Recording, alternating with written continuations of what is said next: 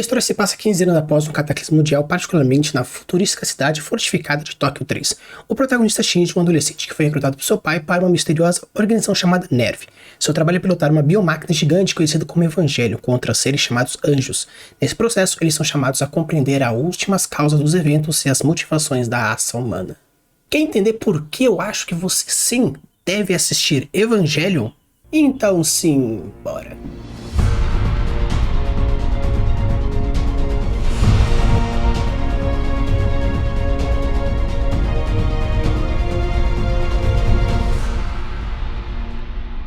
Olá, amigos, tudo bem? Aqui é o Rafael Campos e hoje nós vamos falar sobre o anime Neon Genesis Evangelion.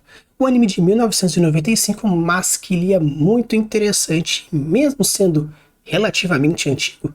Vale a pena você assistir caso você não tenha assistido, e caso você já tenha assistido, revê-lo com agora outros olhos que nós iremos abordar hoje.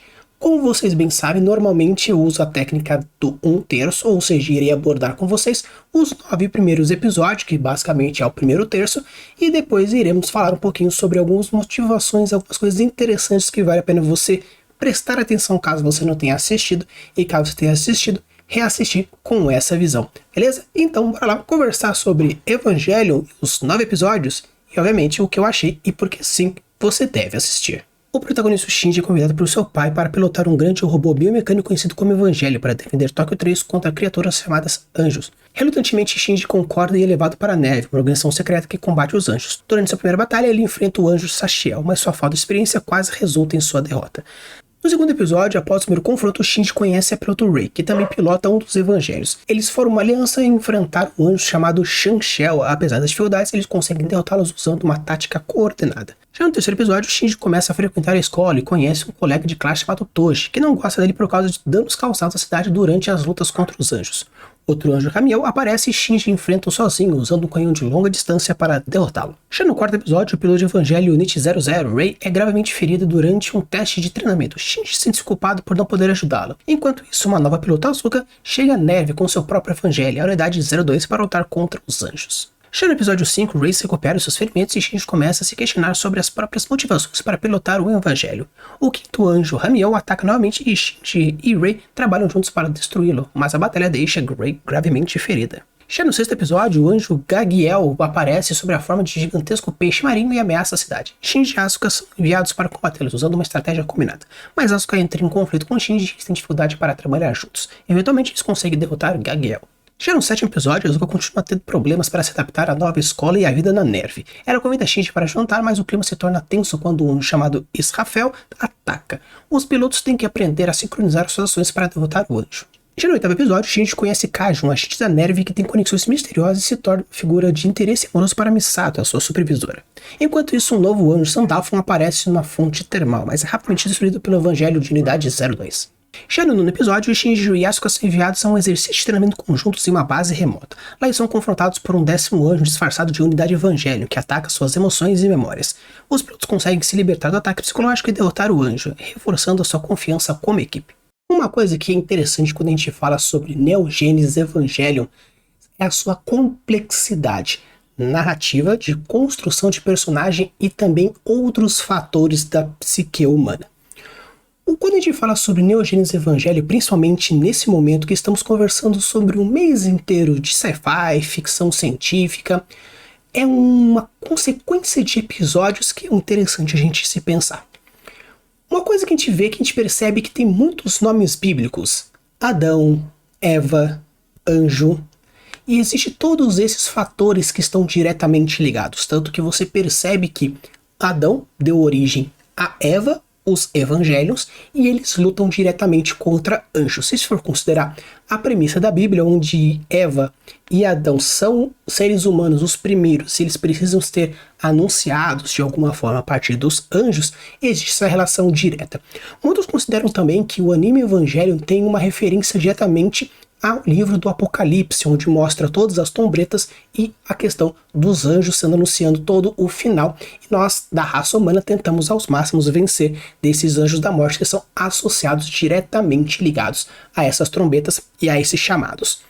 Um que tem interessante que se você pegar muitas vezes relacionado dentro da categoria de misticismo católico, ou até mesmo nos livros sagrados propriamente ditos, você percebe que tem muitos anjos que possuem a terminação El. O Rafael, o Gabriel, o Miguel, diversos arcanjos que têm essa terminologia.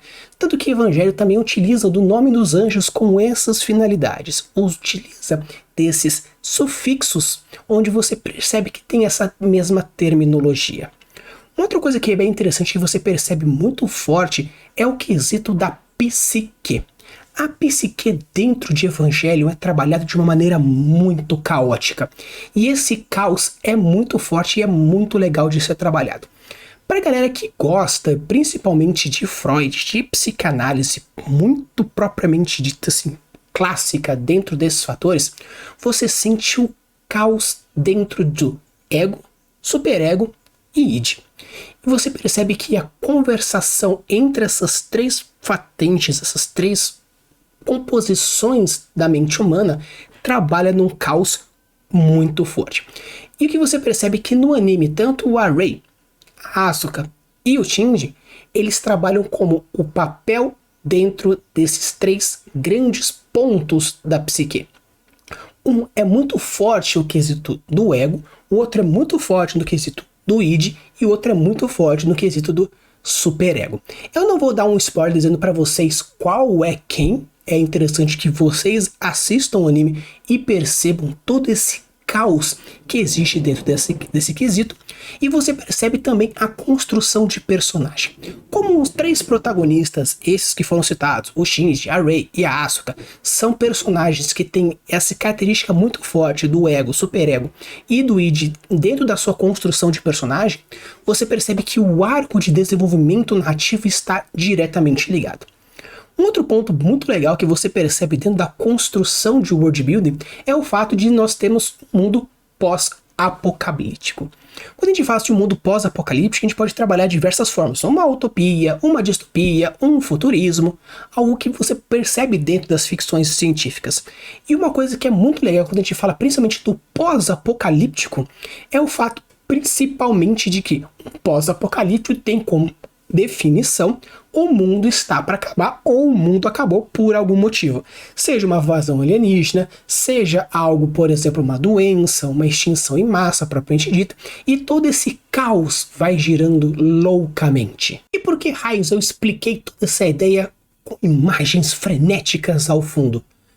Porque quando a gente fala sobre o nível Evangelho, ele tem um crescimento muito rápido no desenvolvimento de história. Uma coisa que é legal, principalmente quando a gente utiliza a técnica que eu estou usando aqui com vocês, que é a ideia do 1/3, ou seja, primeiro terço, segundo terço, terceiro terço, dentro da proposta dos 3 atos, você percebe que existe uma classificação muito direta além disso. A teoria do 1/3, ou a regra do terço, tem uma função narrativa e é uma das possíveis ferramentas narrativas. Uma outra ferramenta que eu já disse para vocês em algum outro episódio é a regra da cena e sequência, onde nós temos uma cena, que basicamente é a ação, e a sequência, que corresponde às consequências dessa ação, e por isso existe uma introspecção, uma transformação interna para acontecer uma próxima cena. E Evangelion trabalha muito forte essa ideia de cena e sequência. Por ser um anime que trata muito forte os quesitos da psique, Bíblia e mente humana, você percebe que existe muito dessa relação de cena e sequência e modificação interna. Algumas pessoas até consideram o final de Evangelho um tanto estranho, porque não faz muito sentido, não vou dar spoiler para vocês de qual é, apesar de que a regra diz que se passou 10 anos não é mais spoiler, mas eu não vou dar porque eu acho interessante vocês assistirem os 26 episódios que vocês podem encontrar facilmente na Netflix. Então é interessante que você percebe que um final, ele é um tanto confuso. Algumas pessoas precisam assistir 2, 3, 4 vezes para entender se realmente esse final faz um sentido ou simplesmente é uma cabeça doentia de alguém que produziu um roteiro como esse e agora fez dessa forma. Pelo fato de a gente estar muitas vezes ligado a um ponto de vista basicamente é quando você coloca a câmera em cima de algum personagem e ele que vai movendo a história. Às vezes nós estamos falando de um ponto de vista mais interno ou sem um personagem em primeira pessoa onde ele conta. ou um narrador em terceira pessoa, que acontece fora da cabeça do protagonista. Porém, ele precisa muitas vezes estar no ombro de algum dos personagens para ser contada a história, não no ponto de vista literal em cima dele, porém que tem uma conexão direta. E como o ponto de vista muitas vezes está ligado em cima da cabeça do nosso protagonista, o Shinji, muitas vezes a percepção da realidade está diretamente ligado à sua personificação. Se ele for o id, ele tem uma forma de se pensar. Se ele for o ego ou se ele for o superego, existe uma outra forma de se pensar. Então é interessante que você percebe que como os personagens possuem essa personificação, muitas vezes está conectado dessa forma a partir do seu ponto de vista. Então, o final, se você considerar e entender que esse final está diretamente ligado ao ponto de vista do protagonista Shinji, entendendo que ele faz parte de uma dessas três categorias, você entende realmente qual que é o final. Uma outra coisa interessante dentro da narrativa de Evangelion é que você percebe que existe também as curvas perfeitas. As curvas perfeitas é um outro vídeo que nós também já falamos, que é as curvas aristotélicas, e você percebe que ele está realmente ligado a uma senoide. Você percebe que existe o crescimento e a queda, o crescimento e a queda, o crescimento e a queda, e vai tendo todo o movimento senoidal até o final dessa sequência de episódios. Os filmes que aparecem de Evangelho servem para explicar algumas coisas e fazer com que você entenda alguns acontecimentos. Existem sim umas mudanças de roteiro, porém essas mudanças são simplesmente para explicar alguns possíveis detalhes que podem ter ficado um tanto nebulosos. Porque, como eu falei para vocês, por ser um anime diretamente ligado ao psique e dependendo de quem está usando o ponto de vista, se ele é o id, é o ego ou o superego, a forma de se interpretar esse episódio ele é um tanto diferente. Obviamente eu não vou dar realmente o spoiler aqui para vocês, vou deixar aqui a sementinha. Dê uma googada rápida e assim você vai entender o que é o id, o ego e o superego, e com isso você vai entender claramente quem é quem dentro desse anime. Obviamente eu vou deixar meio que como uma forma de uma tarefinha, e caso vocês já saibam qual que é, deixa aqui nos comentários qual você acha que pode ser, ou se você conseguiu interpretar bonitinho. E como o anime está ligado muitas vezes com os momentos da Bíblia, principalmente nos capítulos do Apocalipse, tem um quesito da psique e dependendo de qual é o tipo da cabeça do protagonista, existe uma relação diferente da forma de você interpretar, você pode pegar e ter diversas relações. Uma coisa que a galera fica um pouco em dúvida é o fator de um final aberto, um final de múltiplas interpretações. Um anime com buracos e um anime com múltiplas interpretações. Existe uma grande diferença entre um e entre outro. Quando a gente fala sobre um anime de várias interpretações com final, é quando você tem um final fechado, ou seja, se você seguir nessa linha de raciocínio, ele tem um final e o final é esse, ou ele pode ser um final que possua esse caminho ou esse caminho. Um final aberto é quando o final ele é realmente inconclusivo. Você precisa ter as suas próprias informações para chegar num final. E quando a gente fala sobre um anime, uma série, uma história multi-interpretativa, mostra que existem diversos elementos que podem ser modificados a partir da sua interpretação. Um final, por exemplo, que você pode pensar que toda a história aconteceu porque realmente aconteceu, ou a história aconteceu porque é um personagem que tem esse tipo de ponto de vista ou esse tipo de interpretação. Um final clássico, com uma história clássica de múltiplos interferências a partir da sua interpretação, acontece tanto aqui em Evangelho, mas também acontece no Labirinto do Fauno, onde você tem uma história de fantasia com um ponto de vista contado principalmente em cima de uma menina, e você não sabe necessariamente se aquilo realmente é real, ou seja, é uma mágica acontecendo, é realmente a fantasia forte acontecendo nesse ponto, ou é a percepção dela a partir dessa realidade, essa distorção a partir da realidade. Então, no caso aqui de Evangelho, realmente acontece, você vê o ataque dos anjos, você tem a destruição da cidade, você tem todo esse esquisito futurista que acontece dentro desse anime. Porém, a forma como acontece, o como acontece e as consequências de como acontece depende muito de como é interpretado a partir da sua forma e também da sua forma de agir. E é bem legal que o final também tem essa ideia. O final você pode considerar que ele é o final nesse ponto, o final naquele outro ponto. Realmente acontece. E tem o final clássico e fechou. Porém, esse final diferenciado depende muito de como você quiser fazer, da forma que você quiser interpretar. Novamente, seguindo como ideia o que você está vendo ou o que você está interpretando considerando a personalidade do nosso protagonista. Um dos motivos de eu estar colocando o Evangelho aqui dentro para falar sobre ele nesse mês do sci-fi, da ficção científica, é que claramente você percebe que existe essa ideia de futurismo. Obviamente, dentro da classificação diz que é um mundo pós-apocalíptico, isso realmente é uma verdade, porém, é um mundo pós-apocalíptico que nós chamamos de futurista. Eu vou fazer um episódio falando sobre o que é o futurismo de uma maneira um pouco mais clássica. Porém, o futurismo ele é uma ideia especulativa de alguma região, de algum país ou de algum local que teve o seu mundo em futuro. Quando a gente fala, por exemplo, num steampunk, num cyberpunk, não necessariamente estamos falando de uma baixa fantasia. Você pode criar a sua própria cidade, criando, por exemplo, uma Gotham City, você pode criar alguma outra cidade futurista, ou realmente fazer um futurismo clássico, que é, eu quero fazer um Neo-Tóquio, ou no caso aqui, Tóquio 3, que é uma ideia futurista do que você está fazendo. Você coloca referências de restaurantes, cidades, monumentos, eventos, cria uma baixa fantasia, ou no caso aqui, uma ficção mais realista, de futurismo. Quando a gente fala de alta e baixa fantasia, não está diretamente ligado à ideia da ficção científica. Porém, quando a gente fala de uma ficção científica, podemos mais ou menos utilizar uma alta ficção ou uma baixa ficção, pegando nessa mesma ideia. Sendo uma alta ficção, você cria um universo, uma cidade, um planeta fictício, que não tem nada a ver com a Terra, ou algo mais baixa ficção, que funciona da mesma ideia, porém, numa ficção científica. E aqui em Evangelion traz essa ideia dessa ficção científica mais baixa, utilizando também conhecido como futurismo, utilizando dessa proposta.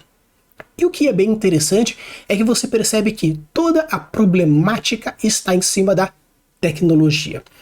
Quando a gente fala sobre problemática, tecnologia, sistema de magia, ela está muitas vezes ligada à narrativa e também o seu world building. Quando a gente fala de sistema mágico, a gente pode utilizar como, por exemplo, através das propostas de Brandon Sanderson, onde nós temos um soft, um hard, um racional e irracional. Pegando essa ideia nesse filtro, você pode fazer um sistema tecnológico da mesma forma. Algo mais hard, algo mais soft, racional e irracional. Porém, quando você vai utilizar disso, você tem que prestar atenção naquela regrinha básica dos 50%. As suas problemáticas vão ser resolvidas com a sua tecnologia, então é interessante você utilizar de algo mais pesado, algo mais racional, para justificar a pessoa entender como funciona a sua tecnologia, para que a sua resolução de problemas não seja algo mais tirado do nada, ou aquele famoso Deus Ex Machina. Aqui eles quebram tanta regra, você percebe que o sistema de tecnologia deles é um sistema mais suave, é um sistema um pouco mais irracional, eles não explicam tanto, é o mínimo necessário para o entendimento, e muito é resolvido com essa tecnologia. E como é utilizado isso? Não cria suspensão da descrença? Sim, cria suspensão da descrença, você precisa utilizar disso para conseguir aceitar algumas coisas. Porém, quando você entende a regra, você sabe onde quebrar. E em Evangelho eles fazem isso muito bem. Ou seja, vocês sabem que eu vou utilizar da tecnologia para resolver os meus problemas, mas eu não vou explicar para vocês como funciona, por dois grandes motivos. Primeiro, nem eles mesmos sabem como que funciona. As coisas meio que vão acontecendo e vai testando e vai dando certo, e testa aqui e testa lá, e faz daquele jeito, faz daquele outro, nem eles mesmos sabem. E o outro ponto é que, como a história muitas vezes é pautado em cima do ponto de vista do nosso protagonista, e ele possui algumas limitações psiquiátricas, a partir de alguns traumas que teve, você percebe que, mesmo que seja explicado, e o anime tenta explicar com a doutora ou com a Misato, mas o protagonista não entende. E como o nosso protagonista é o nosso filtro, é como se estivéssemos vendo o anime pelos seus olhos, ouvindo pelos seus ouvidos, ele não entende. E por isso o filtro não chega na gente. Apesar de ser uma história em terceira pessoa, esse filtro dificulta, fazendo com que você não entenda, permitindo entrar num algo mais soft, algo mais irracional, que não tem problema.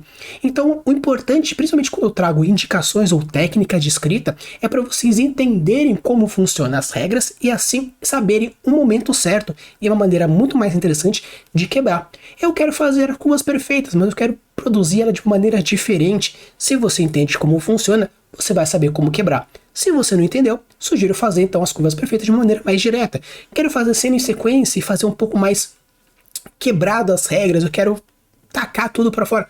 Beleza, não tem problema. Porém, você precisa entender. E vocês percebem que, como eu estou falando para vocês aqui, indicando o Evangelho para vocês, esse anime é interessante, vale a pena porque ele ensina e também quebra as regras. É um anime difícil, é um anime de 95, então na época eu tinha 5 anos e eu não consegui ver, eu tive que ver mais ou menos em 99, em 2000, quando já estava aí já com os meus 9, 10 anos, por ter algo gráfico muito pesado.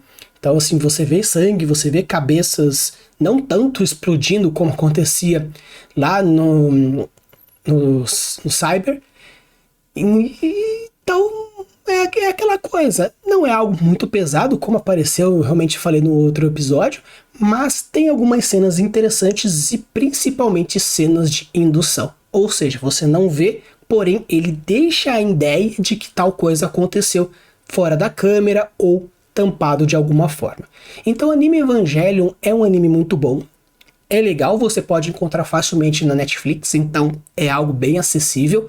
Porém, você consegue encontrar também em alguns outros sites mais genéricos dentro das plataformas aí da internet. Porém, eu sugiro demais que vocês assistam. É um anime difícil, um anime um tanto cabeça, então talvez como entretenimento passe algumas coisas que você não entenda, porém com uma história fechada, completinha, com ação, com introspecção, com psique, com referências e muitas coisas interessantes, eu acho que vale muito a pena essa indicação.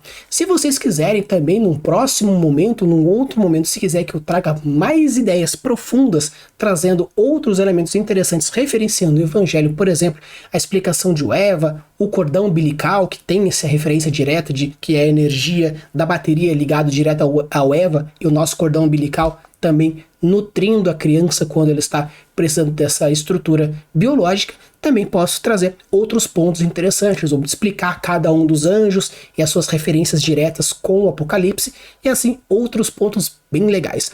Ou se vocês quiserem algum outro review ou minha opinião sobre algum anime específico, deixe aqui nos comentários algum anime, uma série, um filme que eu vou trabalhar da mesma forma. Se for um anime, uma série muito grande, eu uso a técnica dos 1/3, onde eu vejo 1/3 e assim eu consigo trazer a referência para vocês. Se for algo gigantesco, como um Bleach, um Naruto, um One Piece, você fala qual é o arco que você quer que eu trabalhe, e assim eu posso trabalhar um arco ou uma região mais específica. Use a boa das suas criações e deixe os mundos cada vez mais incríveis. Valeu!